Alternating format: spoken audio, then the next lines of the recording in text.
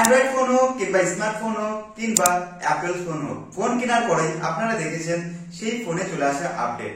লাগাতার একটি, দুটি, তিনটি, এমনকি কিছু কিছু মোবাইলে 4 থেকে 5টি সিস্টেম আপডেট চলে আসে। তো এই আপডেট আপনাদের মোবাইলে দিবেন কি দিবেন না, কিংবা অনেকজনের মনে কোশ্চেন হয়ে থাকে যে আপডেট দিলে কি হবে এবং আপডেট না দিলে কি হবে। তো আজকে এই ভিডিওতে আপনাদের বলবো যে মোবাইলে আপডেট দিলে কি হবে এবং মোবাইলে আপডেট না দিলে কি হবে, সমস্ত কিছু এই ভিডিওতে তুলে ধরবো। তো ভিডিও শুরু করার আগে আপনাদের সঙ্গে পপুলার, আপনাদের যে টেকনিক্যাল বাংলা পপুলার, চলুন ভিডিও শুরু করা যাক। দেখুন, আপনারা যখন একটি মোবাইল কেনেন, মোবাইল কেনার পর অবশ্যই সেই মোবাইলে দেখেছেন 1 থেকে 2 মাসের ভিতরে আপডেট দিয়ে দেয় এবং সেই মোবাইলটি যদি 1 বছর পুরনো হয়ে থাকে, 1 বছর পুরনো যদি একটি ফোন নেন, সেগুলো আপনারা দেখেছেন সেখানে বিভিন্ন ধরনের আপডেট এসে থাকে। তবে কোম্পানি এই আপডেট কেন দেয়? আপডেট দেওয়ার মেন কারণ যে আপনার ফোনে কোনো কিছু স্টেবল না হলে, কিংবা দেখা যাচ্ছে এখানে ক্যামেরার যে পারফরমেন্স দেওয়ার কথা ছিল সেই ক্যামেরার পারফরমেন্স দিচ্ছে না, কিংবা মোবাইল অটোমেটিক গরম হয়ে যাচ্ছে, কিংবা নতুন মোবাইলের ব্যাটারি ড্রেন প্রবলেম দেখা দিচ্ছে, কিংবা র্যাম ম্যানেজমেন্ট ভালো দিচ্ছে না, কিংবা যে টাকা দিয়ে আপনারা মোবাইল কিনেছেন সেই টাকা উসুল করতে পারছেন না এবং পারফরমেন্স তেমন দিচ্ছে না।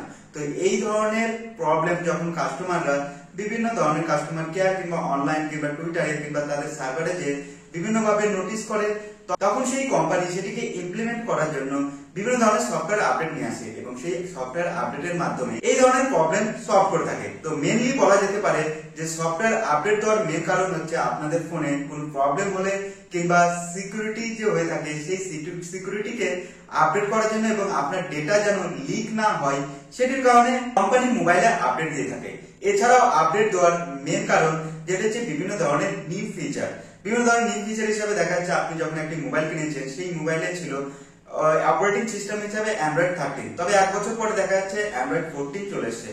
প্রতি বছর অ্যান্ড্রয়েড তার বিভিন্ন ধরনের সফটওয়্যার নিয়ে আসে, তো তেমনি সেই নতুন ভার্সনটি সাধারণভাবে আপনাদের মোবাইলে সেই আপডেটের মাধ্যমে পৌঁছে দেয় এবং আপনার মোবাইল দেখা যাচ্ছে 1 থেকে 2 বছর পুরনো হয়ে গেছে এবং সেই মোবাইলে রয়েছে পুরনো র্যাম, পুরনো স্টোরেজ, এছাড়া সমস্ত কিছু প্রায় 1 থেকে 2 বছর পুরনো হয়ে গেছে।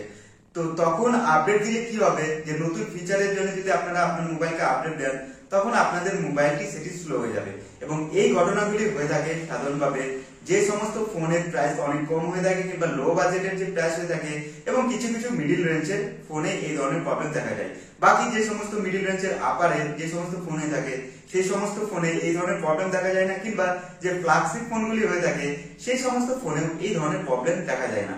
তবে আপনাদের মনে অবশ্যই একটি কোশ্চেন এখন আসছে যে আপডেট দিয়ে লাভ কি? তো আপডেট দিয়ে লাভ হচ্ছে যাদের ফ্ল্যাগশিপ ফোন আছে কিংবা যাদের মিডিল রেঞ্জের ফোন আছে কিংবা মিডিল রেঞ্জের থেকে আপার যে ফোন আছে সেই ফোনগুলিতে আপডেট দিলে কোনো সমস্যা হবে না। তবে আপনাদের কাছে যদি একটি মিডিল রেঞ্জের বাজেটের ফোন থাকে, যেমন 10,000 থেকে 8,000 কিংবা 5,000, এই ধরনের বিভিন্ন ধরনের যে অ্যান্ড্রয়েড ফোনগুলি আছে, এই সমস্ত ফোনে যদি একবার আপডেট দিয়ে দেন তাহলে আপনার মোবাইল আগের তুলনায় প্রায় 50% আরো বেশি স্লো হয়ে যাবে, কারণ সেই ফোনগুলিতে র্যাম ম্যানেজমেন্ট ভালো থাকে না এবং তার সঙ্গে তার স্টোরেজ কিংবা তার যে প্রসেসর রয়েছে সেগুলো অনেক কমজোরি থাকে। এছাড়াও হার্ডওয়্যার গুলি যে রয়েছে সেই হার্ডওয়্যার গুলিও অনেক পুরনো হয়ে থাকে, যার কারণে সেই পুরনো হার্ডওয়্যার, র্যাম এবং কমজোরি স্টোরেজ কিংবা প্রসেসরের মধ্যে যদি একটি নতুন ফিচার দেওয়া হয়, সেই নতুন সফটওয়্যারটি সেই পুরনো যে হার্ডওয়্যার হয়ে থাকে কিংবা র্যাম হয়ে থাকে কিংবা অন্যান্য যে বিষয়বস্তু হয়ে থাকে সেগুলিকে চলাতে পারে না, কারণ নতুন যে সফটওয়্যার আসছে সেই সফটওয়্যারে আছে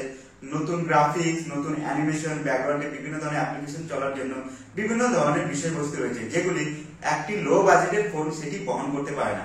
যার কারণে একটি লো বাজেটের ফোন যদি আপডেট দেওয়া হয় সেখানে ক্যামেরার বিভিন্ন ধরনের প্রবলেম দেখা যায়। এছাড়া আরো দেখেছেন বিভিন্ন ধরনের পারফরমেন্সের ঘাটতি, কিংবা দেখা যাচ্ছে একবার আপডেট দেওয়ার পর সেই ফোনটি পুরোপুরি ডেড হয়ে গেছে। তো এই ধরনের প্রবলেম দেখা যায় সেটি লো বাজেটের ফোনে। তো আপনারা আপডেট দিবেন কি দিবেন না সেটি আপনার বিষয়, তবে আপনাদের কাছে যদি একটি মিডিল রেঞ্জের আপারে যদি ফোন থাকে তাহলে অবশ্যই আপনারা আপডেট দিবেন, কারণ সেই ফোনে আপডেট দিলে আপনারা ক্যামেরা মডিউল ভালো পেয়ে যাবেন, পারফরমেন্স ভালো পাবেন, এছাড়া বিভিন্ন ধরনের বিষয়বস্তু ভালো পাবেন। তবে ফ্ল্যাগশিপ যে ফোনগুলো হয়ে থাকে সেই ফোনগুলো আপডেট দিলে কোনো প্রবলেম হবে না। তবে আপনাদের বলছি মিডিল রেঞ্জের এবং মিডিল রেঞ্জের যে নিচেগুলি ফোন হয়ে থাকে সেই ফোনে আপডেট দিলে অবশ্যই আপনারা সমস্যার সম্মুখীন হবেন। তো আজ ছিল এই ভিডিও, মোবাইলে আপডেট দিবেন কি দিবেন না। তো ভিডিও দেখে ভিডিও লাগলে ভিডিওকে লাইক করুন, তারপর চ্যানেলকে সাবস্ক্রাইব করুন। চলুন দেখা হচ্ছে পরের ভিডিওতে।